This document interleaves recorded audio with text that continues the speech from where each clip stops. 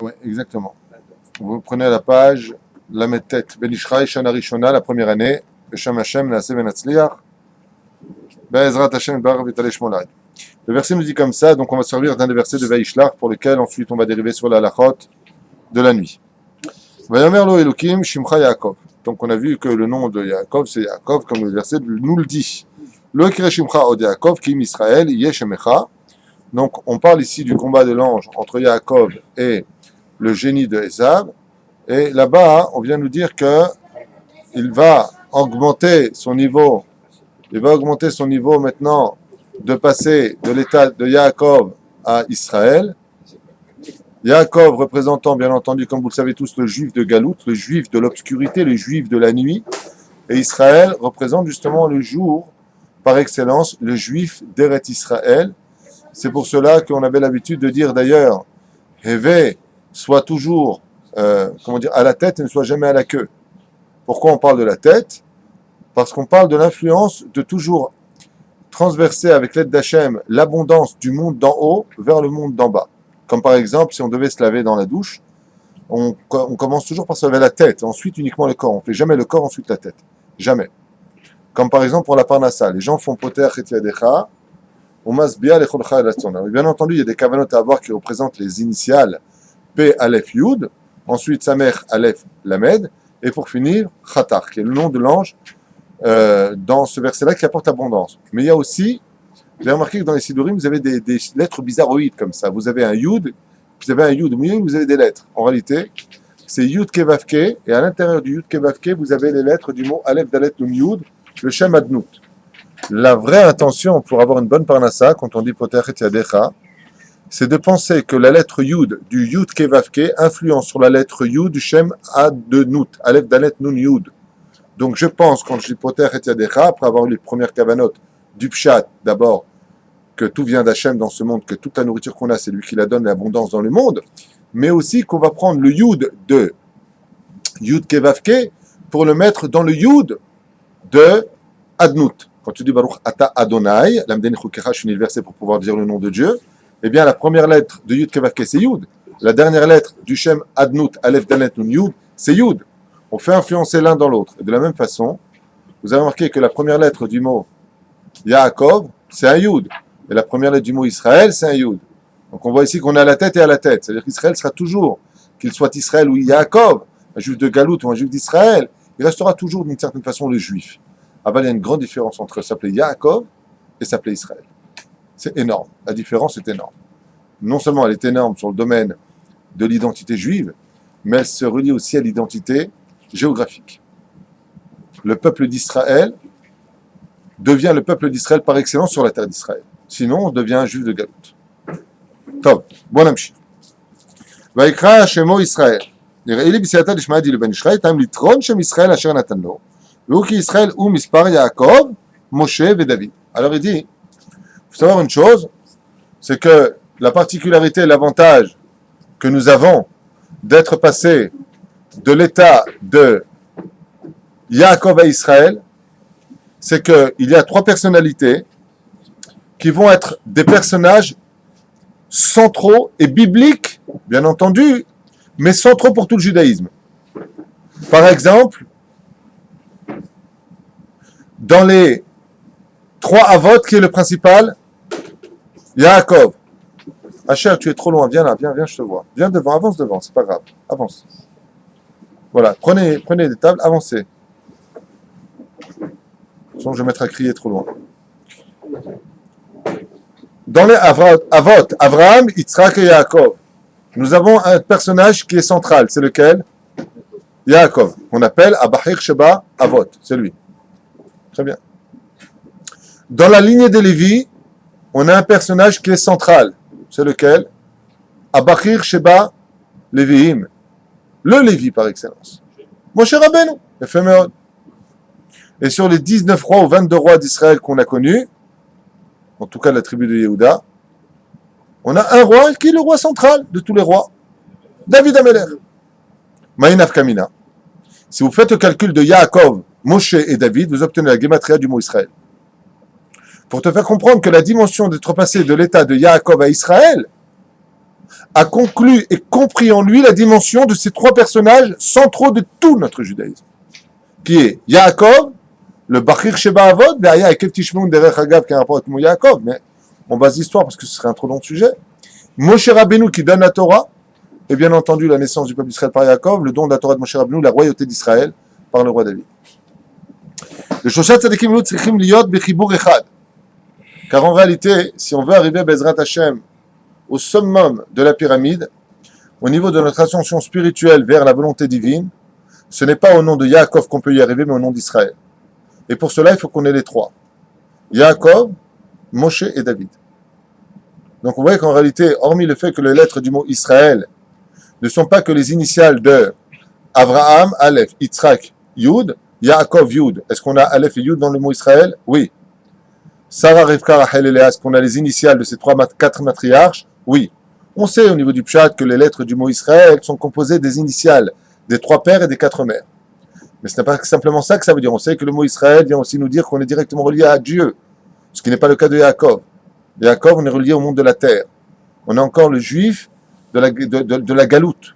Tandis que Israël, c'est Yachar El, comme on en a souvent parlé, mais Israël, c'est surtout, et la raison principale de la bénédiction de l'ange sur Yaakov, de la complétude de ces trois personnages sans lesquels on ne pourra jamais atteindre le summum de ce que Dieu attend de nous, c'est d'avoir en nous et en même temps la personnalité de Yaakov, celle de Moshe Rabbeinu et celle de David HaMelech.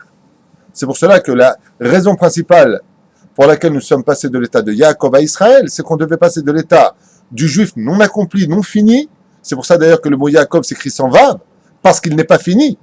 Tandis qu'à la fin des temps, si tu veux, on prendra ce vav. Mais l'état d'Israël, je ne parle pas de l'état dans lequel on vit, je parle de l'état, le niveau à atteindre quand on devient Israël, alors là, c'est une complétude absolue. כי הם בחינת ו"ק, שבשם ברוך הוא, דהיינו יעקב בעוד ו', וכן משה רבנו עליו השלום, אלא יעקב מלבד משה, מלגב, הנזכר בזוהר. Il dit pourquoi ici? Parce que comme on est vu dans un monde où on doit s'accomplir, la notion du vavke, yud, ke, vavke, on avait dit que le yud, ke, il est où le yud et le he de Dieu, il est dans les cieux, qui a d'Al-Kessia.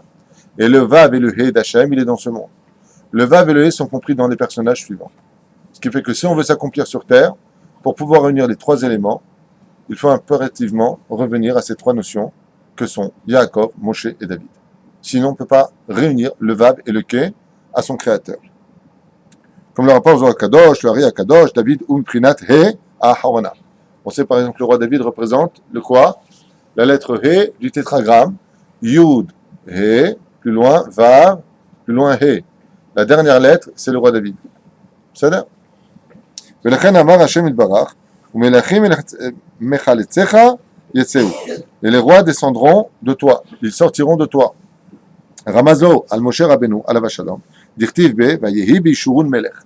Comme c'est marqué, et viendra de toi un roi. Et là on pose la question, Moshe est de quelle tribu? Lévi. Est-ce qu'il peut sortir un roi de Lévi? On a vu que les Hashmonaïm ont tous été décimés alors qu'ils avaient fait le miracle de Hanouka, parce qu'ils s'étaient octroyé la couronne de Yehuda et que Dieu s'est fâché contre eux parce que 200 ans s'étaient écoulés alors qu'ils n'avaient pas rendu la royauté à Yehuda.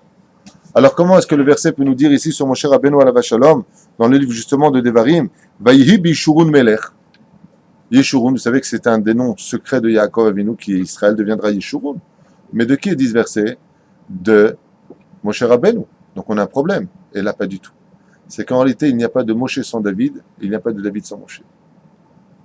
Ce qui fait que de façon spirituelle, à travers le Vav et le He du tétragramme, le roi David et Moshe Rabbeinu sont complètement reliés. D'ailleurs, c'est curieux qu'on dise ça, car vous savez que, comme on l'a lu, je crois dans la paracha de Ba'alotecha, Moshe Rabbeinu est dit de lui qu'il est l'homme le plus humble de tous les hommes de la surface de la terre. On a aussi dit ça du roi David. Mais David HaMelech alav shalom, c'est l'homme le plus humble, pas de toute la terre, comme c'est marqué dans le verset de Moshe Rabbeinu. Moshe est marqué Me'al pene ha'adama. Mais Eretz Israël ne s'appelle pas Adama, elle s'appelle Eretz. Et Moshe est l'homme le plus humble de toute la terre, tandis que le roi David est l'homme le plus humble de toute la Eretz. Il y en a qui disent que l'humilité de David HaMelech dépassait celle de Moshe. Mais on ne peut pas comparer une telle chose. Pourquoi? Parce que si David HaMelech avait connu la grandeur que Moshe a connue dans les cieux, alors on aurait pu dire, au niveau des comparaisons que l'on puisse faire. Et on répond à ça très simplement. Et si Moshe avait vécu dans le Yetzirara d'Eretz Israël, est-ce qu'il aurait été aussi humble? Vous voyez ce que je veux dire? Il y a un combat. Vous avez compris? J'ai appris ça en 1987 d'un Rav au Machon Meir qui m'a expliqué cette marloquette entre Moshe Rabbeinu alav Shalom et sur l'humilité de Moshe Rabbeinu alav Shalom, l'humilité du roi David. C'est quelque chose de phénoménal. Mais pour vous dire qu'en fin de compte, c'est vrai qu'il y a une espèce de parallèle entre les deux. Et on nous dit ici dans le verset que de sortira de Moshe Rabbeinu un roi. Ah non, pas possible. C'est pas la même tribu. Si. Parce qu'en réalité, les deux font la paire, comme on l'a expliqué avant. ועל דוד המלך עליו השלום שהוא ראש המלכים שזכה לנתן המלכות ונזמרו בשלושתם בשם ישראל. Et c'est pour cela que, d'ailleurs, qu'est-ce qu'on dit d'ailleurs du roi d'Israël? David Melech Israël. Comment tu peux dire David Melech Israël? Parce qu'en réalité, il est la finalité du trio de Yaakov et de Moshe Rabbeinu. Et avec lui, ça fait quoi? Israël. Un des secrets de David Melech Israël, c'est de savoir une fois pour toutes qu'en réalité, c'est parce que David est arrivé que le nom d'Israël s'est complété. En d'autres termes, il ne peut pas y avoir d'Israël sans Malchut. Si j'étais un des petits élèves du Rav Kook, je dirais il ne pourrait pas y avoir d'Israël sans gouvernement. Parce qu'ils comparent la Malchut, aujourd'hui ils comparent la Malchut, comme ça qu'ils le disent en tout cas, au gouvernement d'Israël. Même s'il n'est pas cachère, même s'il n'est pas convenant à notre halakha, alors, c'est ce qu'ils disent. Alors effectivement, il ne peut pas y avoir d'Israël sans Malchut en Israël. Alors aujourd'hui, si on peut appeler ça Malchut, appelez ça comme vous voulez, moi je n'appelle pas ça Malchut, mais eux ils l'appellent comme ça. Mais c'est vrai que le peuple d'Israël quitte la notion de Yaakov et naît en tant qu'Israël sur sa terre. Un événement qu'il ne faudra jamais oublier et surtout ne pas perdre. Parce qu'Israël, c'est pas parce que tu y es que c'est acquis. C'est comme le mariage. C'est pas parce que tu viens de mettre la bague au doigt que c'est du gagné. Israël, tu fais Talia, tu peux divorcer aussi. כי צריך לחבר אותיות דווקא תמיד ביחד ולא יתפרדו חס ושלום. לכן ישראל יצאו נשמותיהם מן החיבור בחינת דווקא, וגם כן זכו לשם זה של ישראל שנקראו בו, וגם לאורות, כי צריכים תמיד לעסוק בתורה לחבר אותיות דווקא. Et il dit, cette union-là, pourquoi est-ce qu'elle a été choisie? Écoutez bien. Enfin, une Torah comme j'aime, la Torah du Ben Ishraï, c'est quelque chose de... Je dis souvent, Rabbeinu c'est Rabbeinu, mais il faut savoir que la Torah du Ben Ishraï, c'est un cadeau d'Hachem. Ashrenu Israël. Et heureux votre sort d'étudier la Torah du Maran à Ben Ishraï. Et il dit, qu'est-ce qui les a réunis, ces trois personnages, particulièrement? Donnez-moi un des versets de la Torah qui définit l'identité de Yaakov. Comme on n'a pas le temps, je vais vous aider. Bien fait! Et de là-bas, tu réponds, Ishtav, Yoshev, Ohalim. Donc, quelle est la particularité? Pourquoi est-ce qu'il est le Bachir Sheba Avot? Parce qu'il est l'homme qui réside dans les tentes. Donc, c'est l'homme de Torah. Moshe Rabbeinu, qu'est-ce qui le définit en tant que Moshe Rabbeinu? Il est celui qui donne la Torah. Moshe Kibel Torah, Misinaï, Sara le Yoshua. Et David Amelech, celui qui a instauré la Torah dans la royauté par excellence. Celui de qui il est dit, Shiviti Hashem le Nigditami. J'ai installé Dieu devant moi. Et il dit le Ben Ishraï. Et ces deux lettres-là, de Vav et de He, qu'on est venu réparer sur terre, c'est à le Kabbalah un jour, on pose la question pour quelqu'un qui en sait déjà assez en Torah de Médé, mais qu'est-ce qu'il veut Dieu chez moi sur terre? Vous lui répondrez, tu es venu chercher deux lettres. Le Vav et le He, et le ramener à ton Créateur. Et le Ben Ishraï dit, pourquoi ils ont été les trois choisis, Israël, Gematria, Yaakov, Moshe et David? Parce que les trois se sont efforcés de ramener le Vav et le He à Kadosh Baruch Hu dans les cieux, séparés par Amalek, dans la création du monde par la faute originelle, qui sont tombés, parce que le nom de Dieu n'est plus complet. Et voilà exactement ce qu'ils sont venus faire. Et comment est-ce qu'on peut y arriver? Regardez ce qui est marqué. Lechen tzarich la'asok batorah bayom uvalayla. Mazé bayom. Yudke umazé balayla. Vavke. Ils sont tombés dans l'obscurité. Emed emuna. Comme c'est marqué dans le premier chapitre de Yoshua, 8e verset, tu t'occuperas de l'étude de la Torah le jour et la nuit. Si j'avais su qu'on était aussi nombreux ce soir, alors j'aurais pris la longue table. Mais on m'a dit qu'il y avait beaucoup de bar mitzvot, beaucoup de ratunot, alors je pensais qu'on serait beaucoup moins. Aval, je vois que Baruch Hashem, malgré tout, vous êtes tous présents pratiquement. ולכן צריך לעסוק בתורה יום ולילה. D'après vous, j'ai une question avant de tourner la page. Qu'est-ce qui est plus important, l'étude du jour ou l'étude de la nuit? J'ai mal posé la question parce que votre réponse est fausse. On ne peut pas dire une chose pareille. Pourquoi? Il y a marqué. Non. J'aurais dû poser la question pour que votre réponse soit valable et vous avez raison. Quel est le plus haut niveau? Je me suis trompé dans ma question. On va dire ça, c'est une insulte. Pourquoi? Yomam balayla. La Torah te dit Yomam. Yom mamash. Chayav lilmot Torah bechol yom. Sheneemar kavata itim la Torah. Bayom ou balayla katuv. Alors de dire quel est le mieux, c'est assourd. Mais par contre, quel est le plus haut degré d'étude? C'est celui de la nuit, c'est évident. Donc, on reprend. Keyayom ou sod vav. Oh, question bête puisqu'on vient de la lire. C'est dommage. On est revenu réparer quoi? Essayez de répondre à voix haute. Le vav et le hé. Et ça va, tu peux le dire. Donc, le vav et le hé. Chaque juif se doit de rapporter à Kadosh Baruch Hu la toison d'or, le vav et le hé. Comment on fait pour le faire? Le main avec dehors, comme ça, tu lis la Torah. Ouais. Bon, t'as ramené le vav et le hé. Qu'est-ce qu'il dit? Qu'est-ce qu'il veut celui-là? Qu'est-ce qu'il dit? Le vav et le hé? Mais de quoi tu parles? Alors voyons ensemble, Bémet, comment on y arrive. Omer Maran Ben Ishraï, Eze Yofi Shel Davar. Ki hayom hu prinat sod vav. Quand j'étudie le jour, je ramène le vav à mon créateur et je reconsolide la faute originelle et toutes les fautes qui ont précédé. Quand je viens étudier la Torah le jour, je prends la lettre vav et je le ramène à Dieu. Donc ça me fait quoi? Yud, Ke, Vav. J'ai un problème avec ça. Pourquoi? Parce qu'il y a marqué chez les prophètes, Bayom Aoui Hashem Echad ou Shmo Echad. Il y a deux mots pour dire et il fut en hébreu. Vous pouvez me les dire? Deux mots qui traduisent en français les lettres du mot et il fut. Le premier c'est Ve'aya. Le deuxième c'est Vayehi. Ça veut dire exactement la même chose au niveau de la compréhension. Et il fut, Ve'aya. Il sera, l'homme échané. Alors, l'idée c'est la même. La Gemara dans Megillah nous dit, quand tu dis Vayehi, ça vient annoncer il fut, mais c'est pas une bonne nouvelle. Vayehi bimé manor. Un homme qui a pris sa femme. Alors que c'est plutôt la femme d'aller derrière l'homme. Ouais. Mais par contre, quand tu viens en Eretz Israël, Ve'aya qui t'avo à la Haaretz. On voit ici que les lettres du mot Ve'aya sont annonciateurs de bonnes nouvelles. Les Parshanim nous disent, mais ça se voit dans l'étymologie des lettres. Et pourquoi? Vayehi, c'est qu'on prend quelle lettre? Yud, Ke, Vav, c'est tout. Par contre, Ve'aya, Yud, Ke, Vav, Ke. Tu as le nom de Dieu à l'intérieur du Ve'aya. Tandis que dans Vayehi, le nom de Dieu n'est pas encore...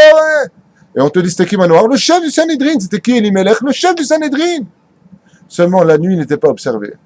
On étudiait le jour, mais on n'étudiait pas la nuit. Pour pouvoir avoir une complétude de Ve'aya, il faut être un homme qui étudie aussi bien le jour que la nuit. Ce que je vais dire maintenant, oubliez-le, ne l'enregistrez pas bien entendu, ne l'entendez pas, c'est une roue de secours qu'il ne faut pas enseigner. Cette mitzvah-là est si importante, si vitale, que les Chachamim ont fixé que dans le cas où un juif n'aurait pas compris le message vital de notre existence et le pourquoi du fonctionnement du monde dans lequel on vit. Pourquoi Dieu a créé le monde? Que, en tant que roue de secours, attention qu'on s'en serve comme roue de secours maintenant que je vais le dire, mais même si je ne l'avais pas dit, exactement, bravo Shlomo, on parle de Kiryat Shema, c'est marqué dans Brachot. On fait le Kiryat Shema le jour et on fait le Kiryat Shema la nuit. Pourquoi? Pour t'enseigner que si un juif, Chaz Vesham, part de ce monde, au moins qu'à sa prière de Shaharit et d'Arvit, il fait le Kiryat Shema. Rabbi aussi, dans le Masechet Brachot, nous dit, et si une personne maintenant elle vient, et qu'au moment où elle vient pour faire son Kiryat Shema, elle est en train d'étudier la Torah, et elle tombe juste au moment où il faut dire le Kiryat Shema, dans la Torah, elle est en train de dire Shema Israël, Hashem Elokeinu Hashem Echad, Ve'ahavta et Hashem Elokecha, Vechule, Vechule. Là-bas, il tombe dessus. Im chiven libo yatsa. S'il a eu son intention de sortir aussi du Kiryat Shema, il a fait le Kiryat Shema. La Gemara nous dit, tu as intérêt, mais tu as tellement intérêt à donner des réponses positives à ton Créateur à la fin de ta vie, que si tu n'as rien à répondre, Dieu dans son immense chesed acceptera ton Kiryat Shema de Shacharit et de Arvit comme étant le Dvar Torah de ta journée et de ta nuit. Pour que tu puisses avoir l'impression d'avoir fait un cadeau à Dieu de lui ramener le Vav et le Ké. Il va être un peu frêle ton Vav et ton Ké. Le Vav et le Ké que tu ramènes pas ton Kiryat Shema, il va être un peu frêle. Parce que Dieu aurait voulu que tu ailles vraiment étudier sa Torah. Aval, malgré tout, vous comprenez maintenant pourquoi le Kiryat Shema nous a été instauré. Et maintenant, vous comprenez aussi pourquoi à Mincha, il n'y a pas de Kiryat Shema. Puisqu'il a déjà été dit le matin. Un tzorer batzaroen. Le Ben Ishraï dit non, c'est pas vrai. Il y a un Kiryat Shema.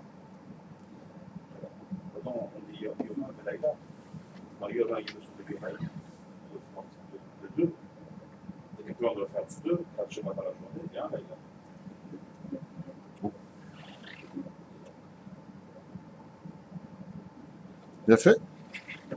Bien fait, Mehod. Et c'est ce qu'on fait.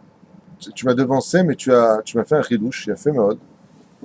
Yomam, il veut dire par là 2 fois Kiryat Shema. Et c'est ce qu'on fait avant Seder de Korbanot, on fait Kiryat Shema. Et après, on refait le Kiryat Shema. Dafkal Ben Ishraï, il est bien de le dire en entier. Et tu sais pourquoi? Vous savez pourquoi il y a un Kiryat Shema selon Maran à Ben Ishraï? Que son mérite nous protège. À l'époque, Moshe, tu allumais une bougie pour Ben Ishraï. T'as fini allumé. Non, mais là, mettez là-bas sur votre table à vous, là-bas. Allume une bougie pour que sa lumière nous éclaire. Bezrat Hashem dans les explications. Aval Ben Ishraï, il dit que le Kiryat Shema des Korbanot avant Odou, c'est le Kiryat Shema de Mincha. Et comme la Knesset Agdola n'a pas imposé de Kiryat Shema pour Mincha, alors en réalité, la Kavana, quand tu fais dans les Korbanot Shema Israël, tu as 2 raisons. La première, c'est d'abord de sortir, parce que l'heure du Kiryat Shema va passer, donc tu peux le sortir dans les Korbanot pour faire le Kiryat Shema, dans le Olam, dans ce qu'on appelle le Olam Asiya, pour entrer après dans le Olam de la Yetzira, de la Beria et de la Tzilut. Aval, quoi qu'il advienne, le Kiryat Shema de avant Odou, on doit avoir la Kavana de Yomam, et c'est pour ça que j'aime bien ton explication, parce qu'elle ne fait que confirmer de façon harmonieuse avec ce que dit le Ben Ishraï. Donc tu as effectivement, de toute façon, 2 fois le Kiryat Shema. C'est bon. Bah là, il a mis Prinat. Non, là-bas sur la table. Au cas, ça veut dire que les Ishtadel, juste tu peux mettre une assiette dessous, s'il te plaît, pour ne pas que ça crame la table. לכן צריך להשתדל גם לחבר היום והלילה בעסק התורה, כן מלבד שצריך לקום באשמורת כדי לעסוק בתורה ובלילה, עוד צריך להיזהר לכבד סוף הלילה עם תחילת היום בעסק התורה. Alors là ici on a encore un autre problème, une autre explication douloureuse pour le sommeil. Mais comme dit le roi Salomon, ne donne pas trop de sommeil à tes paupières. Évite de trop dormir. Comme les sages nous l'ont déjà dit, le sommeil est bon pour les Rechaïm et mauvais pour les Tzadikim. C'est normal. Quand un Racha il dort, il ne fait pas de mal, au moins il dort. Et quand un Tzadik il dort, il laisse le monde s'écrouler. C'est pour ça que quelqu'un qui est Tzadik se doit de se réveiller. Le problème, c'est que le chibour de la nuit doit se faire à Chatzot Laïla. Le chibour, c'est-à-dire le lien. Chatzot Laïla, c'est impératif de se lever.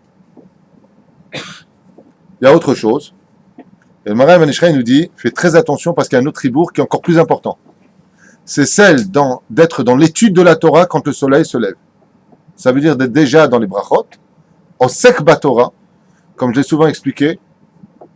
Quelle différence y a-t-il entre un juif et un non-juif? C'est un peu une caricature. C'est pas grave, des fois je suis fatigué, il m'arrive de... Bien. Alors ça peut-être un peu exagéré, mais de façon générale, oui, c'est le cas.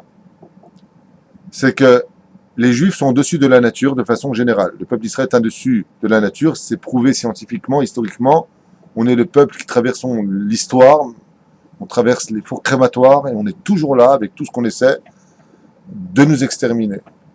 Le roi David a dit pour la simple et bonne raison, c'est que c'est un peuple qui réveille la nature.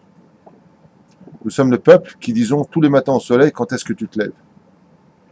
Tandis que les nations du monde sont réveillées par les rayons du soleil. Avis aux amateurs. Qu'est-ce qui fait de toi, dit le roi David, que tu sois un homme qui dirige la nature? C'est quand tu seras bien debout alors que la nature est encore en train de dormir. Tu es déjà sur tes guibolles. Tu regardes par la fenêtre et t'attends au Beth Midrash, de mettre ton talit parce que ce n'est pas encore l'aurore. Ça, c'est être un vrai homme sur terre. Et si tu es fatigué, eh ben, tu te reposeras dans la tombe à 120 ans.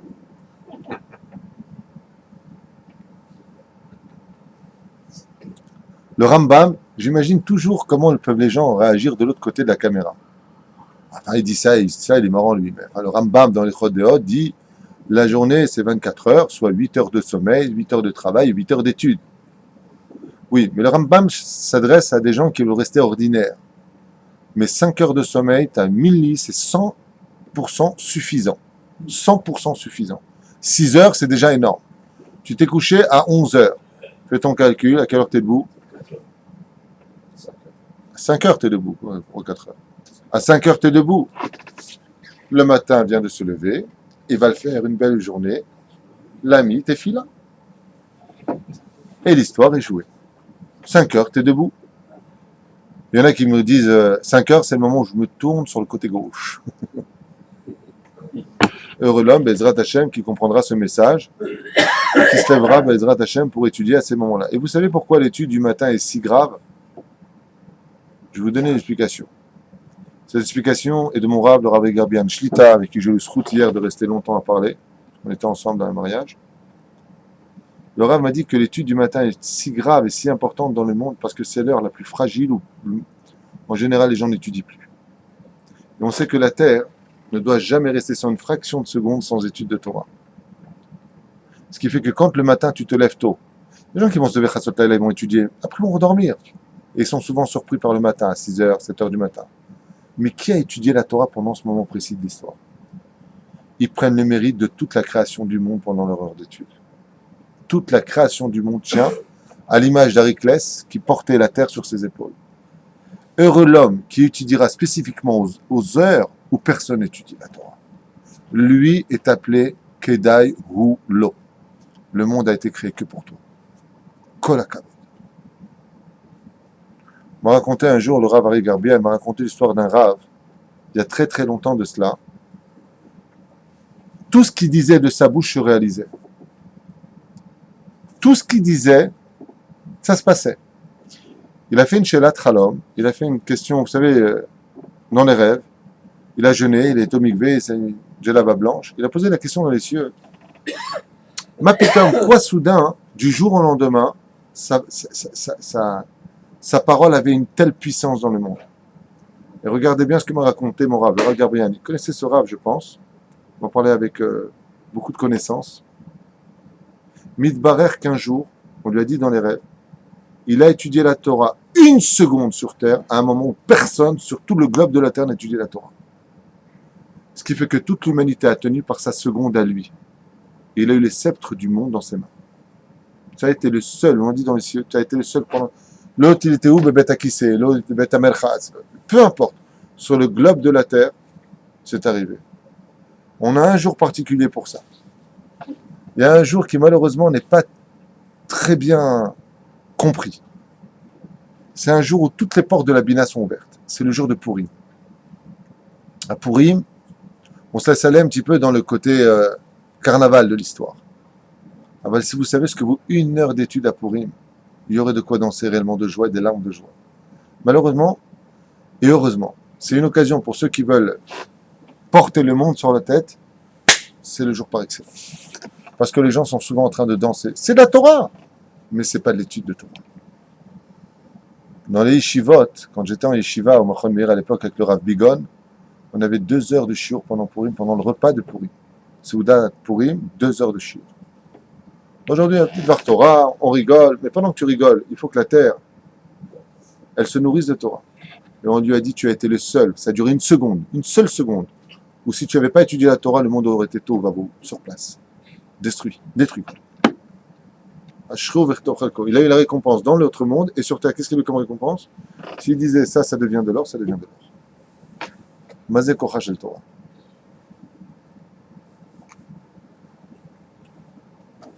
Amrou Sarah Abotenu Alem Shalom. Oui. J'entends pas d'ici, excuse-moi.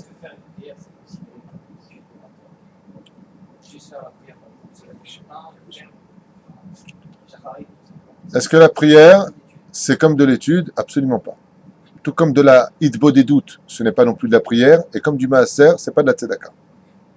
C'est pour ça que tu as les lois de tzedaka, tu as les lois du maaser, tu as les lois de la prière, tu as les lois de la hitbodedut. Comme disait Rabbeinu Alav Shalom dans l'écouté Moharan, dans Chaim Moharan, il raconte qu'il voulait tellement mettre à l'épreuve sa hitbodedut après avoir prié la Hamida, qu'il prenait une barque et il allait très très loin dans les roseaux. Et il faisait en sorte que sa barque s'éloigne de lui pour qu'il n'ait que sa émouna pour retourner à la maison. Rabbeinu. C'est la prière, il n'est pas dans la Torah. L'aïd bodedut, c'est le plus haut degré qui va même au-dessus de l'étude de la Torah. Donc tu vois que chacun a sa place. Mais, encore une fois, comme dit Zohar Kadosh, chaque chose a sa place. La terre est ronde. Il y a 2000 ans de cela. Et Dieu a fait en sorte que quand il fait jour de ce côté-là, il fasse nuit de l'autre côté. Et la terre tournant sur elle-même fera en sorte que quand il fera jour là où il faisait nuit, il fera nuit là où il faisait jour. Pour t'enseigner que le monde ne doit jamais rester sans Torah. Quand les yeshivot d'en haut étudient la Torah parce qu'il fait jour et qu'ils aillent dormir sur son yeshivot de l'autre côté de la terre qui étudieront la Torah. Chaque chose a sa place. Dieu a fait en sorte que quand tu regardes, par exemple, sur ton portable, les horaires à New York, à droite et à gauche, il y a toujours des décalages horaires. Ces décalages horaires ont été voulus par Hachem que par rapport à cela. Aval Be'eret Israël Be'ezrat Hachem, on n'a pas besoin de changer d'horaire ici, grâce à Dieu, parce qu'il y a tellement de yeshivot, de Mekoubalim qui étudient toute la nuit. Il y a beaucoup de gens. J'étais à Bnei Brak, j'étais à Arnof. Vous ne pouvez pas imaginer le nombre de personnes qui étudient avec leurs enfants dans leur maison. Je les ai vus de mes propres yeux la nuit. Et jusqu'à l'aube. J'ai vu des Yéménites dans la cuisine. J'étais en train de les voir par la cuisine qui étudiaient Shabbat Kodesh. 2h du matin. Je me suis levé boire un verre d'eau. Il était 5h du matin. Ils étaient en train de faire de la Gemara. Un père et son fils. Dans la cuisine pour ne pas déranger la famille. On fait pas une misa sur le dos du Navera. Grâce à Dieu, il y a beaucoup de Torah. Baruch Hashem. Beaucoup de Torah en Israël. D'ailleurs, il y en a tellement que même le gouvernement veut arrêter d'étudier la Torah. Tellement il y en a. On est en surplus. Bon. Oubliez ce que je viens de dire. Dans Masechet Sanhedrin, à la page 72, Amoud Aleph, il est marqué là-bas. Abal Orgecha Ashkaem Leorgo. C'est une halakha. Celui qui se lève pour te tuer, celui plutôt qui vient pour te tuer, lève-toi et tue-le d'abord. Ça s'appelle en français de la légitime défense. Kadvu Chachmei Moussar. Les sages de la morale nous enseignent. De Kaal Yetzerara. De qui est-ce qu'on parle? Du Yetzerara. Nous avons l'obligation de nous battre contre le Yetzerara. Celui qui vient pour te tuer, tu as l'obligation de te lever, il y a marqué. Pourquoi il y a marqué te lever? Tarog! Pourquoi la notion de lève-toi, le tuer? Si à un moment le Yetzerara veut nous tuer le plus possible, quand le Yetzerara ne t'a pas la journée, il t'a la nuit quand tu dors par des rêves érotiques, en d'autres termes. Ashkem le orgo. Suffis-toi de peu d'heures de sommeil, lève-toi et tue ton Yetzerara. Il n'y a qu'une façon de tuer son Yetzerara, il n'y en a pas deux, je vous l'affirme. Essayez toutes les autres chitotes, vous allez voir que c'est celui qui vous bouffe. Il n'y a que l'étude de la Torah. Aïe aïe aïe, שצריך האדם לקום בהשמורת להורגו בעסק התורה בחצות הנקרא לילה. C'est pour ça qu'il faut se lever à Chatzot Laïla et tuer son Yetzerara par le biais de l'étude de la Torah. Je vous affirme que c'est extrêmement dur.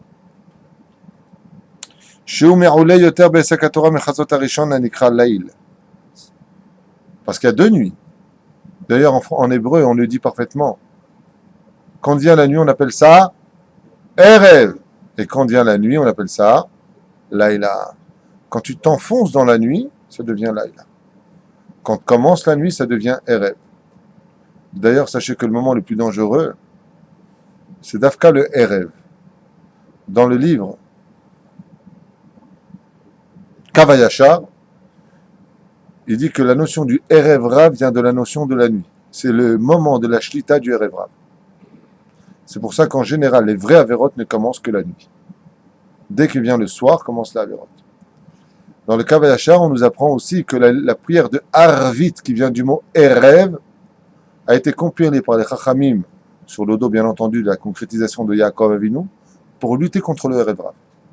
Chaque prière vient lutter pour quelque chose. La prière du matin, c'est pour la Géoula. C'est pour ça qu'on rejoint la Géoula, Baruch Hashem Gaal Israël, Hachem, ses batailles sont respirées. On joint la Géoula à la Hamida. Aval la nuit, la prière qu'on fait de Harvit, elle vient lutter contre les forces du mal du Erev Rav, de ceux qui veulent nous assimiler en d'autres termes. Lachen Omer Harav, Laila Shumeu le Yoter Be'esek HaTorah B'Chasot HaLaila Nikra Leil. Amarti Remez Bazé, Laila le Mafreya ou Rachetivot Abba Leorgecha Yashkem Leorgo. Et si vous voyez bien d'ailleurs les initiales du mot Laila, comment tu écris Laila en hébreu? Lamed, Yud, Lamed, He. Si vous regardez les initiales du mot Haba, He, Leorgecha, Lamed, Yashkimu, Yud, Leorgo, Lamed. Ça fait quoi comme initiale? Laila. Ça veut dire que tu vois que le meilleur moment pour lutter contre son Yetzer Hara, c'est justement cela. Et là, regardez le message du Maran à Ben Ishraï. Vous savez quel est le meilleur investissement dans ce monde au niveau financier? D'investir son argent pour soutenir des gens qui vont étudier la Torah la nuit, Kedin, Zvulun et Issachar. Entre ceux qui vont sauver les autres à mettre des tefilines, entre ceux qui donnent de la tzedaka pour les pauvres, entre ceux qui vont nourrir des orphelins. Il dit, serait heureux l'homme qui aura compris que de soutenir l'étude de la nuit, grâce à Dieu, et je le dis ouvertement et je n'ai pas honte, comme on l'a ici, grâce à Dieu, on a un kollel de nuit. Heureux l'homme qui soutiendra un avraire qui étudie d'Afka la nuit et pas le jour. Le jour c'est bien, mais la nuit c'est mieux. Parce que la nuit il y en a peu. Et c'est la nuit que le Yetzer Hara fait tout son travail pour le lendemain.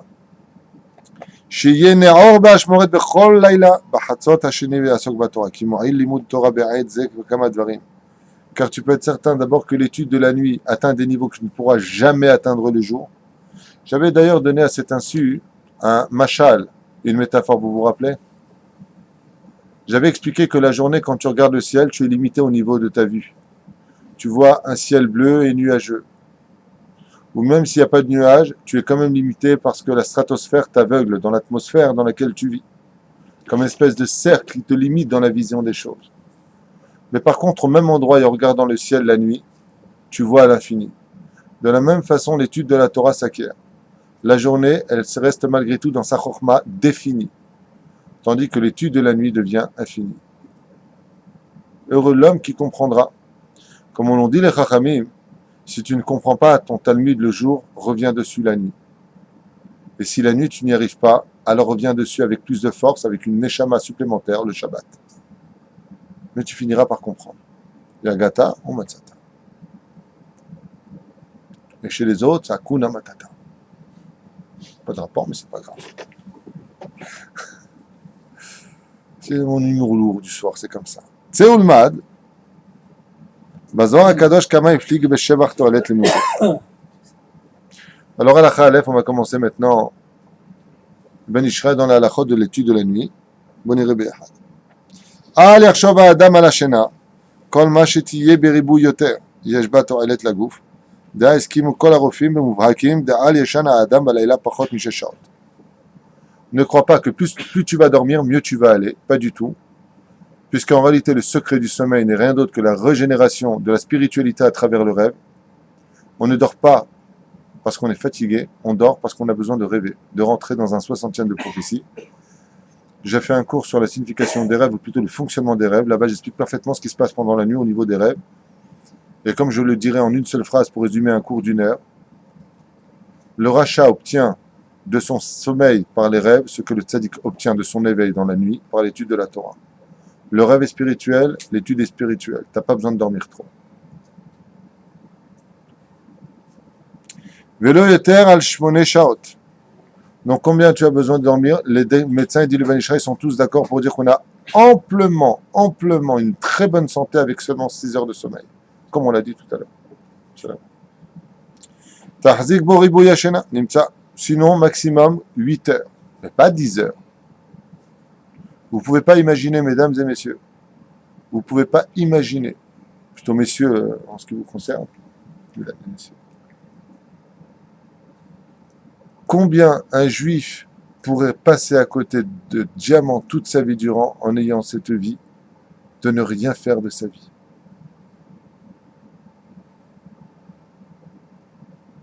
cette jeunesse qui se lève à 1 heure de l'après-midi, qui vont les caves-routes, encore une fois, moi aussi je l'ai fait, j'étais pas religieux, c'est vrai que je l'ai fait. On se couchait, il était 5 heures du matin, que tu veux que je me lève à 6 heures du matin. Heureux l'homme qui aura un fils qui comprendra ce message. On a toujours eu de la force pour veiller en boîte de nuit. On a toujours eu de la force après la boîte de nuit à 5 heures du matin d'aller au café Joseph jusqu'à 7 heures du matin. Il y a attendre qu'on ne perde pas cette même force pour le mal au service du bien. Quand on était crevé en France, quand on était crevé, on avait les rotules, comme on était sur les rotules. Bon, tu viens, on va au gibus, tu viens, on va à droite, tu viens, on va à gauche. Ouais. Je suis crevé, non, j'ai pas envie. Allez, viens, fais pas lourd, j'arrive. Aujourd'hui, bon, tu viens à un cours de Torah, je suis crevé. Il y a bleed, il y a kick. Dis, je ne veux pas.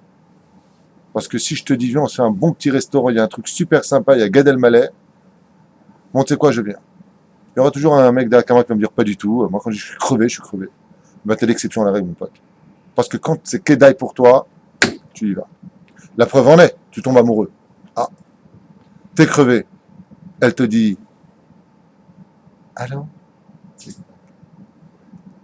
Non, je peux pas venir. Tu veux que je vienne? Ah. Elle habite où? À Sarcelles. Et toi, t'habites où? À Lyon. Bon, j'ai exagéré. À Paris. Tu prends la voiture et tu voyages, et t'es là. Tu t'es préparé. Ce que je vous enseigne maintenant, avec amour, je vous enseigne rien, vous êtes des amis, je parle à voix haute. Je veux dire par là, c'est l'enseignement de Rabbi Yochanan, de Yerushalayim.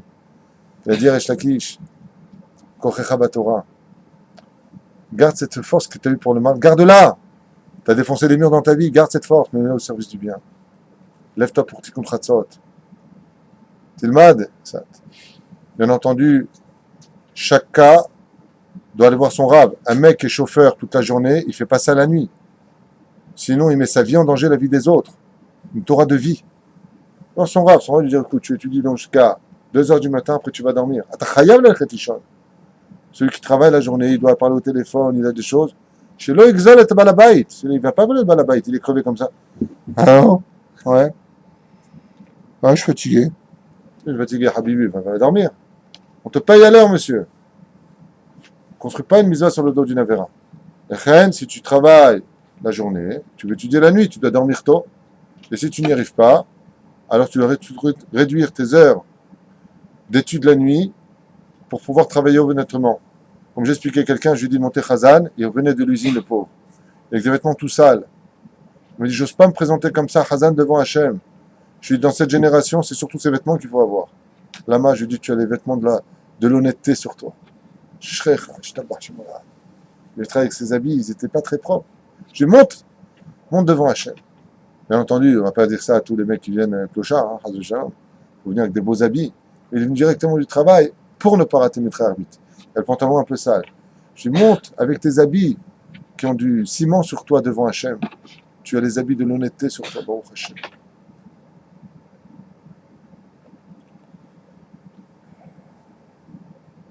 תחזיק בו ריבוי השינה, נמצא דבר זה מסוכן אצל כל הרופאים, דשינה יותר מ8 תזיק לגוף. Et il dit le Ben Ishraï, sache une chose, au niveau de la santé, dormir plus que 8 heures, ça s'appelle plus du sommeil, ça s'appelle hiberner. Et tu t'appelleras comment? Dove. Qui veut dire un ours. Voilà. וישן 6 שעות, הרי זה יצא ידי חובתו בבריאות הגוף. 6 heures, c'est prouvé que si tu dors 6 heures, Baruch Hashem, tu es sorti des galères physiques et que Bezrat Hashem, tu peux amplement être en bonne santé. Les tzadikim, d'un très très haut niveau, ne dorment qu'une demi-heure par jour.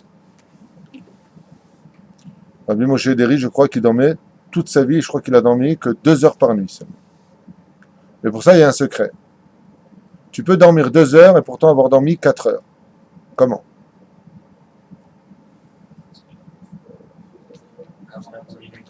Avant minuit, exactement. Les sages ont dit, avant Chatzot Laïla, par exemple, Chatzot Laïla aujourd'hui, c'est vers les 1h du matin. Moins le quart à peu près, non mais non, moins le quart. Si tu dors à 11h moins le quart, jusqu'à 1h moins le quart, ça fait combien d'heures de sommeil dans l'absolu? 2 heures. Mais étant donné que ce sont des horaires qui appartiennent au monde du Erev, Laïla, en d'autres termes, avant Chatzot Laïla, c'est considéré vraiment pour le corps comme 4 heures. Donc, dormons 6 heures avant. Si j'ai dormi à 10 heures moins le quart, et que je me lève donc à 1h moins le quart, combien j'ai de sommeil réellement pour mon corps? 6 heures. Et c'est exactement le secret des tzadikim. Ils dorment avant Chatzot Laïla, se lèvent à Chatzot Laïla et sont frais pour toute la journée jusqu'au lendemain. Mais si tu dors à 1h moins le quart et que tu te lèves à 3h moins le quart, tu n'as que 2 heures de sommeil et toute la nuit et toute la journée, tu vas être comme ça. Tu bailles. Alken ish yehudi shu mechuyav leishtadel gam ken bevriyut gud nafsho akdosha. En lo lishon eter mishesh shaot. C'est pour ça que qui que tu sois et quoi que tu fasses comme travail, pas plus de 6 heures de sommeil, zéro. מאחר והוא יוצא ידי חובתו בבריאות גופו כך, ושאר שעות הלילה יעסוק בהם בבריאות נפשו. C'est marrant ce qu'il dit. Tout comme la nuit t'a été donnée pour que ton corps soit en bonne santé par le sommeil, il faut aussi que ton neshama soit en bonne santé par la nuit, par ton étude.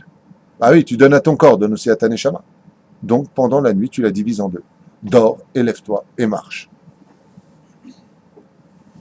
C'est ça. Donc Eric, demain matin, plutôt tout à l'heure, à 1h moins le quart, on te voit debout comme un zombie. Il faut prendre l'habitude. Mais si tu veux que je te dise, tu as raison. Hein. C'est toujours le début qui est très difficile. Mais une fois que tu as pris l'habitude, tu n'as même plus besoin de réveil. Tu ouvres les yeux tout de suite. Moi, c'est ce que je fais. À 1h moins le quart, je dis à ma femme, lève-toi. מזדמן באיזה לילה שהוא פותח בשיעור זה 6 שעות ובחינת גופו. מוסיף על שעות הבריאות נפשו, בטוח שלא יגיע לו נזק וחיסרון מצד גופו. לכן ליל שישי וליל ערב ראש חודש, וכן לילות של חודש אלול 10 ימי תשובה וכיוצא, אם האדם פוחת משיעור 6 שינה, יכול ליבו בטוח שלא יחסך כלום בזה בבריאות גופו.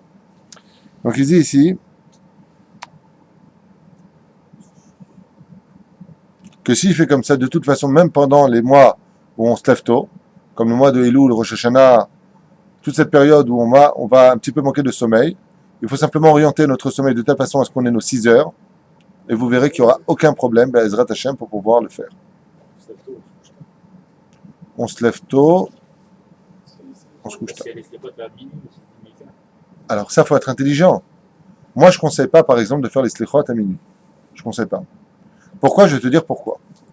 Parce que malheureusement, la majeure partie des jeunes ou des gens qui vont à Chatzot Laïla se lèvent après l'heure du Kirat Shema le lendemain matin. Ce qui fait qu'ils ont construit une misva sur le dos d'une Avera. Mais par contre, l'avantage, c'est que comme le niveau de dire le Tikkun Chatzot est plus élevé que les slichot elles-mêmes, l'avantage qu'il y a d'être réveillé à Chatzot Laïla, c'est de pouvoir dire le Tikkun Chatzot. Et les gens ne le font pas spécialement non plus, ils vont faire les slichot. Donc c'est la même, ça sera avec ses dos. Pour finir, si tu vas à Tikkun Chatzot, si tu vas à Chatzot Laïla pour faire les slichot, et que tu lèves le matin à 10h, parce que tu as dit slichot kol hakavod, pour prier Chid à la maison, tu as construit une Avera sur une Avera. Parce que les slichot, c'est un minag. C'est très important de les faire et vital. Tu as intérêt à les faire.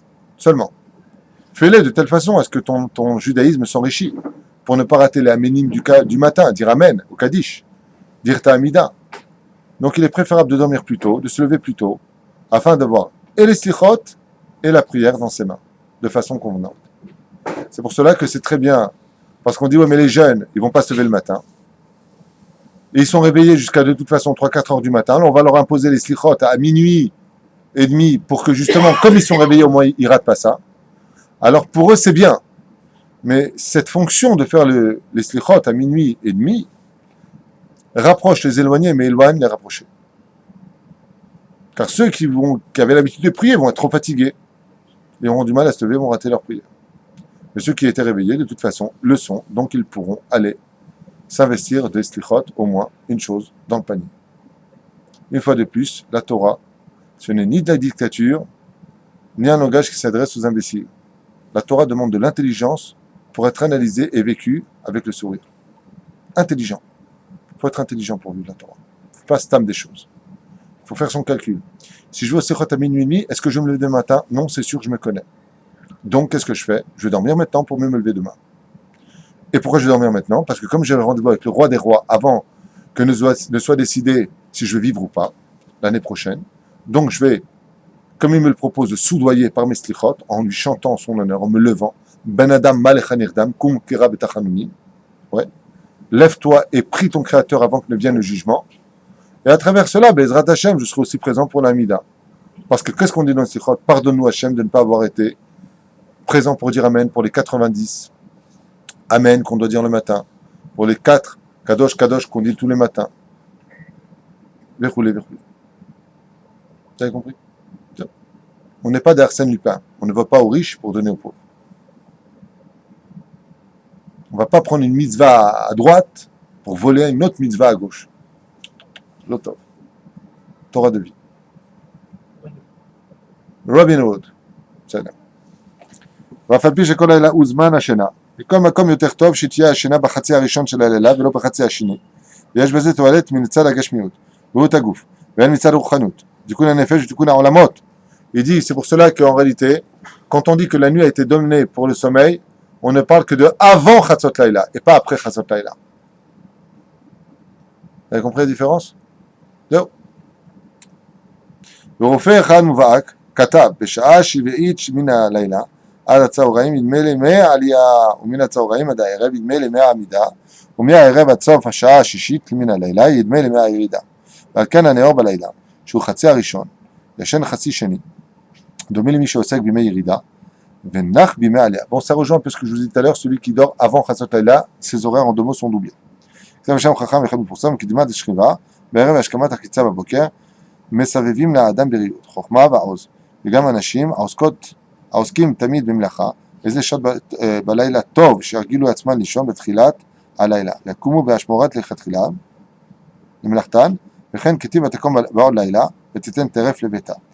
Comme c'est marqué à propos de la femme, ותקום בעוד לילה, il est bon aussi pour la femme, quand elle est fatiguée de dormir vers avant Chatzot Laïla, afin qu'elle soit debout le matin, comme on le dit dans le Shetraïl, qu'on va étudier d'ailleurs demain soir pour les femmes. Akam, Vatakom Be'od Laïla, elle est déjà debout alors que la nuit est là. Vatiten Teref Leveta, elle est déjà prête à préparer les goûters et tout ce qu'il faut pour ceux de sa maison. Voilà. הקום בחצות לילה ולמד תורה, ולא היה יכול ללמוד את אור הבוקר, והוכרח לישון מכל מקום, משתדל לקום אחר שנתו מעט. קודם עמוד השחר ולעסוק בתורה. Une personne qui s'est levée à minuit pour faire Tikkun Chatzot et qui a étudié un peu la Torah, trop fatigué, il retourne dormir, qu'il sache qu'il devra s'efforcer de toutes ses forces de se lever, malgré tout, avant que ne se lève le soleil, pour encore un peu étudier la Torah, pour avoir ce srout même de 5 minutes, d'être dans la Torah quand le matin se lève. כדי לחבר לילה עם עוסק היום בלילה. מהי נפקא מינה? Quel est l'avantage, d'après vous, d'étudier la Torah quand on est entre le jour et la nuit? C'est que vous savez que le jour et la nuit sont en marloquette. Et la Torah apporte le shalom. Quand tu es pris en flagrant délit, Baruch Hashem, d'étudier la Torah, Baruch Hu Baruch Shemo, Mechila. Quand tu es pris en flagrant délit, Baruch Hashem, en étudiant la Torah d'Akadosh Baruch Hu, étant donné que le Torah apporte le shalom, tu as le srout extraordinaire de faire le shalom entre le jour et la nuit. Et vous savez ce que ça veut dire dans le concret? Tu rapportes la Géoula. La Géoula, c'est quand tu es capable de passer à l'état de Emouna, à l'état de vue absolue. C'est ce qu'on dit d'ailleurs quand vient la nuit. Dans Kirat Shema, nous avons déjà expliqué.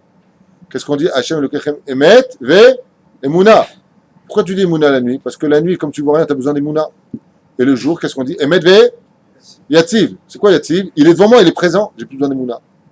Quand tu es dans l'étude de la Torah et que justement tu es occupé à cette étude-là, tu gagnes deux choses. Pour toi, tu te renforces dans une Emouna hors du commun. C'est vrai qu'il faut avoir de l'Emouna pour se lever le matin et étudier la Torah. Mais la deuxième chose, c'est que tu es Mechaber Benehem, tu fais le shalom entre le jour et la nuit. Donc tu rapportes la Géoula dans le monde. Emet Emouna, Emet ve Yativ. Tu as la Géoula à travers la Emouna. Plutôt la Emouna à travers la Géoula. La nuit, le jour, un jour. C'est quand tu fais le shalom. Vous savez, je vous étonner peut-être dans ce que je vais vous dire, ou peut-être vous faire peur, je n'en sais absolument rien. Mais sachez que dès que viendra le Melech HaMashiach, il n'y aura plus un seul juif qui dormira la nuit. Je vous l'affirme, je vous confirme. Sachez-le, tous les bâtés midrashot, d'ailleurs, un des métiers qu'il voudra éviter de faire, c'est vendeur de lits à cette époque. Sachez, c'est pas une blague. Il y a marqué Vatemale Haaretz Dea Hashem,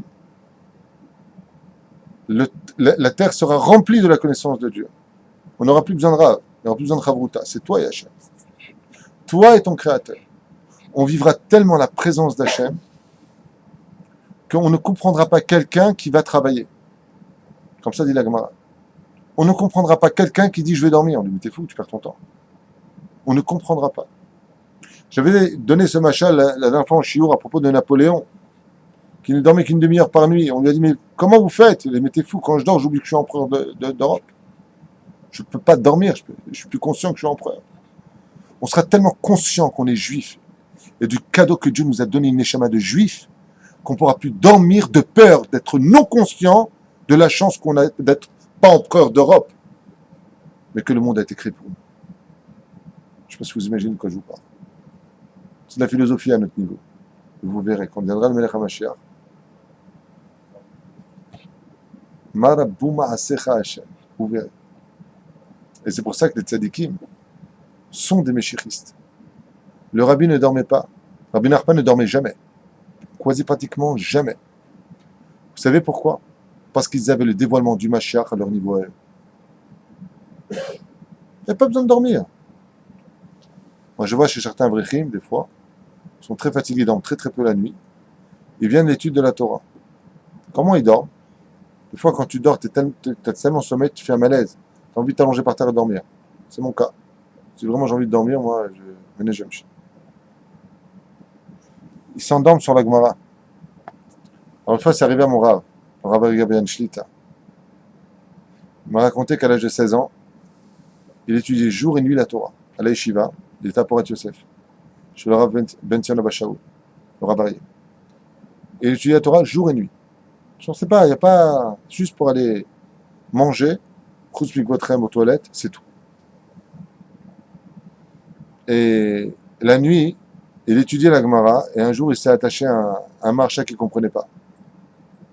Il voulait partir dormir, il n'en pouvait plus. Il a dit, je ne pars pas d'ici jusqu'à ce que je comprenne. Et il s'est endormi sur sa Gemara. Il a senti une main très très forte qui s'est posée sur son épaule. Quand il s'est retourné, il a vu un homme qu'il n'avait jamais vu de sa vie, habillé en blanc, magnifique. Une lumière comme jamais on pourrait imaginer de notre vivant. Et il lui a dit, si tu ne comprends pas ce que j'ai écrit, mon fils, c'est parce que tu crois que je suis Cholek sur Rashi, c'est sur les Tosafot que je suis, pas Cholek, que je pose ma question. Et toi, tu n'arrives pas à comprendre, tu crois que c'est sur Rashi. C'est sur Ri, c'est sur Rabbi Yitzhak. Il lui a dit, vous êtes qui? Il lui a dit, je suis le marchand. Il lui a un Gilou Ishrina, un Gilou du Tzadik d'en haut. Mais parce qu'il s'est investi. Tu t'investis chez Dieu, tu lui montres que tu es un vrai ami, tu as mis Chaber Elav, Chaver, alors il se montre aussi. Et là, à ce niveau-là, tu ne peux plus dormir la nuit.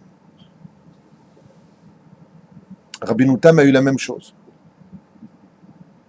Rabbi Noutam est parti dormir en pleine nuit, son grand-père, le Rashi, à Kadosh, Rabbi Yitzhak, Shlomo Yitzhaki, et il lui le réveille, il dit, lève-toi, viens, je vais t'apprendre le secret de la Kabbale, viens, lève-toi, je suis en train de dormir. Parce qu'il lui avait demandé à Rabbi Noutam de lui enseigner la Kabbale, il n'a pas voulu. Alors, quand il est décédé, il est parti dormir. Il lui a dit, viens, vous êtes décédé, on ne décède pas dans ce monde, on quitte notre corps, c'est tout. Imagine maintenant, François, tu es en train de dormir la nuit, et tu as ton père qui vient du Gan Eden, il te réveille. Tu dis, Francisco, qu'est-ce que tu fais, tu dors, tu es fou ou quoi? Viens, étudier avec moi la Torah. Tu vas dire, ah, tu crevais ou quoi? Qu'est-ce que tu vas faire? Geppetto, Pinocchio, ouais. Papa, oui ou non? C'est le manque de conscience. On n'est pas conscient. On n'est pas conscient. Mais on peut l'être. Hein. Si je te propose 10 millions d'euros si tu étudies toute la nuit, quand même pas tu bailles. C'est fou, hein? La puissance de l'argent. Tu dis à un mec, je te donne 1 million d'euros, tu étudies la nuit, Non, mais laisse tomber, je crois que t'es fatigué, t'as les yeux rouges. Pas du tout. Mais pas du tout. Je suis très bien. De nuit même. Hein? De dimanche, c'est ça que je voulais dire. Tu sais quelle différence il y a entre fatigué et pas fatigué? On est fatigué que de ce qu'on n'a pas conscience. Mais quand on est conscient, il n'y a plus de fatigue. Le subconscient nous a prouvé de façon historique qu'une femme, il y a 29 ans de cette histoire, 30 ans à peu près aux États-Unis, a levé un poids lourd parce qu'elle a vu son fils sous les roues de ce poids lourd. Ça a été filmé. Pas filmé, ça a été pris. En photo, ça a été pris par un touriste. Une femme a levé un poids lourd. On lui a demandé de lever une roue de voiture, elle n'a pas réussi après. Moi, ça m'est arrivé avec un enfant. On était à la Porte du Trône. Il y avait un enfant de 5 ans. J'ai appris que c'est marié récemment, Mazel Tov d'ailleurs. Et sur le trottoir, je sais pas, vraiment un enfant, faire attention, quand tu lui lâches la main, il décide du trottoir et s'est jeté en plein milieu de la route. En tombant en plein milieu de la route, il est tombé. Il y a une voiture qui est arrivée. C'était pas un poids lourd, c'était une Renault 5. Je me suis mis entre l'enfant, je me suis aussi donc jeté sur la route pour le protéger. Et comme la voiture venait sur lui, il n'y avait aucune chance de le retirer. Je me suis mis en barrage et la voiture roulait, je l'ai levé dans les airs. Comment j'ai fait, j'en sais rien. J'ai essayé de le refaire avec une Peugeot. J'ai vu que j'y arrivais pas. Alors j'ai essayé avec... à la fin, je suis arrivé à une corquinette, une trottinette, et là j'ai réussi. Comment j'ai fait, je ne sais pas. Mais ce que je sais, c'est que quand je me suis mis en barrage pour arrêter la voiture, pour ne pas qu'elle lui roule entre les jambes, ma main, elle arrivait bidou contre ses jambes. Dans ma tête, c'est hors de question qu'elle me passe. Je l'arrêterai. Quand je prends conscience de vas-y, lève-la, j'y arrive pas. Quand je vois le danger et je sais la valeur de la chose, tu t'imposes, et bien ça marche. Je l'ai vécu. C'est pareil dans le judaïsme. Quand tu prends conscience que Dieu te regarde la nuit, que Béhémet c'est sa Torah, si vraiment tu es conscient et que ton subconscient, soit ton âme, atteint ton conscient, soit ton nefesh, tu ne peux plus dormir. Vous comprenez ce que je veux dire? C'est ton inconscience de c'est pas grave qui te permet de dormir. C'est pour cela que la première phrase des Slichot, c'est Ben Adam Malecha Nirdam. Comment tu peux dormir? Kum Kera Betachanunim. Lève-toi et supplie ton Créateur, mais t'es fou. Voilà ce que tu es en train de dire, la première phrase des Slichot. Comment tu peux dormir?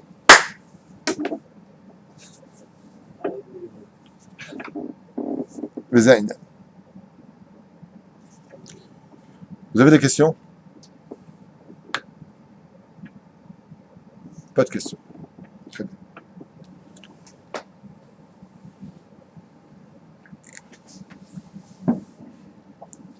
On a encore le temps de faire une halakha. Akam b'chatzot laila velamad Torah. Velo haya lachol lilmod ad or haboker. Demukhrach lishon. Un homme qui se serait levé donc à chatzot laila pour étudier la Torah et qui se serait retrouvé obligé de dormir parce qu'il ne pouvait plus tenir. Mais comme je te disais, lakum ahar shenato me'at kodem. Ah ben ça on l'a fait tout à l'heure. צריך האדם להיות נאור בחצות לילה, ויקרא תיקון חצות, ויעסוק בתורה. Le Ré Akadosh, il dit que la première chose quand on se lève à Chatzot Laïla, c'est d'abord de faire Tikkun Chatzot. Les Télétalim, c'est évident. Tikkun Chatzot. Tikkun Rachel et Tikkun Léa. Il y a des jours, on dirait que Tikkun Léa. Vimeno yachol liot neor kol halayla acharona, halayla, en achen ami, yarzor lishon. Et si tu ne peux pas être réveillé, au moins lève-toi juste pour Tikkun Chatzot. Je vous le dis et je vous le répète. Si un homme était conscient de savoir qu'il pouvait aller consoler le roi des rois de son deuil, est-ce qu'il irait ou pas? Imaginez que je viens de vous dire ce soir, vous savez que vous pouvez consoler Hachem parce qu'il est en deuil de la perte du temple depuis 2000 ans. Comment vous réagiriez? Vous viendriez faire cette mitzvah? Chaque fois qu'un juif s'assoit au sol et pleure le tikkun chatzot, c'est-à-dire la perte du temple, la nuit, c'est comme si qu'il venait devant le roi des rois, celui qui nous a créés, celui qui a tout créé autour de nous, et qui consolait Hachem, en lui disant « T'es par terre, je suis par terre. Je suis avec toi, je te laisse pas. » C'est un salaire incommensurable. On a vu que dans chaque événement juif, on est obligé de rappeler la perte du temple. Mais on vit nos fêtes. On demande à Dieu un appartement, la santé, le travail. Mais nous, qu'est-ce qu'on donne? Lève-toi la nuit, faire tikkun chatzot. Au lieu de pleurer ta race pour la banque toute la journée, viens pleurer un petit peu en l'honneur d'Hachem. Parce que si tu as Dieu, tu n'as plus de problème. Quand tu as Dieu avec toi, tu n'as plus de problème. Mais si tu t'occupes que des choses futiles, alors Dieu te laisse dans les mains des choses futiles. Qu'est-ce qui nous reste de tout ce qu'on a gagné? Walou. Donc, tu veux finir ta vie walou? Non. צריך לקום. ובלבד יחזור לקום כמו חצי שעה, כמו שהסברנו. תיקון חצות, דרך אגב, il y a plusieurs minagim de le faire. Il est bon de mettre un vêtement sous nous. Il est bien pour celui qui fume, malheureusement, c'est pas bon de fumer, mais c'est bien de prendre un peu de cendre et de le mettre sur le front ou sur les paupières en souvenir de Jérusalem. Il y a une marloquette à savoir, quand on fait Tikkun Hatzot, est-ce qu'on doit pleurer uniquement la perte du temple ou est-ce qu'on a le droit de mêler dans nos larmes la belle-mère, notre femme, la banque, la santé? A-t-on le droit de mêler nos affaires personnelles? Alors sachez que la majeure partie des gens, des poskim, pardon, disent que quand on fait Tikkun Chatzot, chaque chose à sa place, tu viens pleurer le temple. Rabbi Nachman de Breslev écrit, tu pleures le temple et tes problèmes personnels. Pourquoi? Parce que ce qui empêche le temple de revenir sur terre, c'est ta tronche de tchabev toute la journée. Donc, si tu pleures en même temps tes problèmes et que tu nous lâches après tes problèmes, tu vas être sa mère, tu ramènes le temple. Tout comme un homme ne tapera pas à la porte d'un mec qui reçoit bonjour. Je voulais rentrer. Pas du tout, je trompais. De la même façon, si tu es sa mère sur terre, ça ramènera la Géoula. Premier processus de la Teshuvah sur terre, Mizvah de l'Aliot Besimcha. Sois sa mère. Arrête de pleurer toute la journée. Il y a pire que toi. Juste avant de venir à la Beth Knesset, j'ai reçu un coup de téléphone de Haïfa. Et on m'a annoncé que la personne est en phase finale, il lui reste maximum 2 jours. Vous êtes nombreux ce soir, j'ai une question à vous poser, messieurs. Vous préférez votre situation avec vos problèmes ou la place du mec à l'hôpital qui reste 2 jours?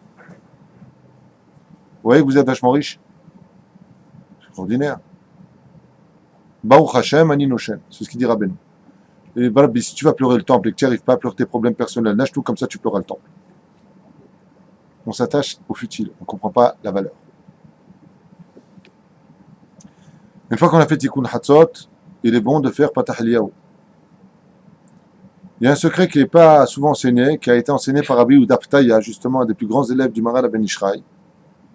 Dans son livre Minhat Yehuda, il écrit qu'il est impératif de lire aussi le Eshet Chayil, bizarrement, après Tikkun Hatzot. Parce que c'est par le mérite des femmes tzadkaniot que la Géoula aura lieu. Donc c'est bon de chanter en leur honneur. Il y a des tosafot qui sont faites. La harmiken Adam ishtadel asok batorah. Mais encore une fois, je finirai avec cette phrase-là. Ayez une Torah de vie. Faites-vous violence parce que si vous n'attaquez pas votre Yetzera, comme dit la Gemara de Brachot, le Olam Adam yargiz Yetzerator al Yetzerara. On se doit d'exciter notre Yetzerator. Ça veut dire, fais-toi un peu violence dans la vie. Si tu es trop doux avec toi, tu t'en sortiras pas. Sois un peu comme à l'armée. Moi, je me rappelle l'armée, et vous-même, pour certains cas, on dormait, moi à Gaza, enfin à Zikin, ici, on dormait 2 heures à l'armée. Hein. D'ailleurs, je ne voulais même plus enlever mes pompes parce que tu les enlèves, tu les remets tout de suite après. Mais tu te réveilles, c'est dur. Hein. Tu vas me dire, c'est pas pareil, tu cours, donc tu es obligé d'être réveillé. C'est pas comme tu as étudié, tu te réveilles, tu es comme ça. C'est dur, c'est très dur d'étudier la Torah. Comme dit le Ravarié Garbian Shlita, je défie n'importe quelle personne qui travaille même dans les mines de venir étudier tous les jours 8 heures de Gemara par jour. Je veux voir si il te dit pas je retourne dans les mines. Il n'y a pas plus dur au monde que de rester sur une table en train d'étudier la Torah. Physiquement, la Gemara nous dit Limut Torah metish kocho shel adam. Il n'y a pas quelque chose qui a fait plus un corps humain que l'étude de la Torah. C'est ce qu'il y a de plus dur au monde. Et en plus, c'est pas des choses que tu lis à chaperon rouge. Hein. Faut te casser la tête. C'est pas casse-tête chinois. Hein. Je fais ma Sechet Sukkot, tiens, je veux voir comment tu vas la comprendre. C'est le pachout. C'est le pachout et le mot Torah. Celui-là, c'est un vrai gibor. Celui-là, c'est un vrai gibor. Celui-là, quand il partira de ce monde, on pourra dire qu'il a créé à lui tout seul des univers. Celui du jour et de la nuit. Lui, on peut l'appeler un ami d'Hachem. Parce que tout comme on veut que Dieu soit mêlé à nos problèmes personnels alors qu'on a fait des avérotes qui ont provoqué notre problème. Là, on pourra dire celui-là, c'est un ami d'Hachem. Parce que quand il n'y avait pas de temple et que Dieu, comme c'est marqué, Rachel mevaka al-banea, la Shrina pleure toutes les nuits. Où est le temple? Où sont mes enfants? Pourquoi il n'y a pas de misbéach? Pourquoi mes enfants ne reviennent pas à ma table? Et nous, qu'est-ce qu'on fait? On se gratte, comme des éléphants de mer, tout va bien. On rate, tranquille, on se retourne, on se lève le matin, tout va bien. Et la Shrina a pleuré, et toi, tu n'étais pas là. Alors, c'est vrai que c'est un haut niveau, les athlètes. Ah ben, n'oubliez pas un détail. Même si c'est un très haut niveau et qu'on en est loin, il n'en est pas moins un but à atteindre pour nous tous. Là, il a tort. רבי יוחנן ימן הקשה אומר, רצה הקדוש ברוך הוא לזכות את ישראל, לפיכך הרבה להם תורה מזאת שנאמר, אדוני יחפש מצדקו יגדיל תורה ויאדיר. אמן.